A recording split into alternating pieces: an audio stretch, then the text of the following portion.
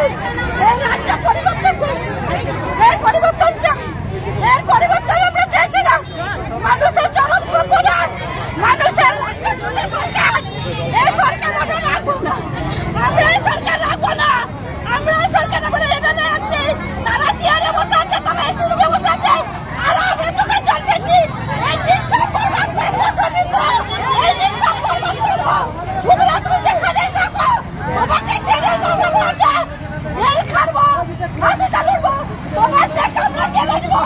বলো বন্দে মাতরম, বন্দে মাতরম, বন্দে মাতরম।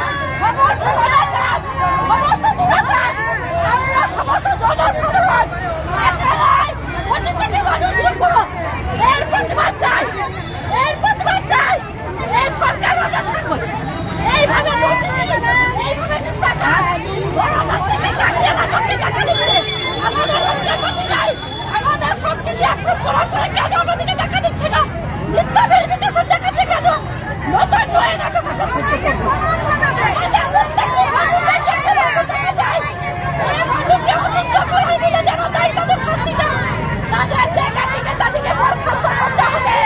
সমস্ত এজেন্টের বরখাস্ত চাই, নতুন সরকার চাই, আমরা এই সরকার চাই না, চাই না আমরা সরকার।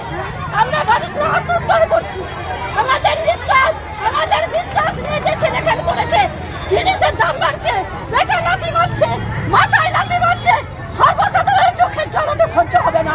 আমি বিধবা মানুষ বলছি, ওদের সহ্য হবে না।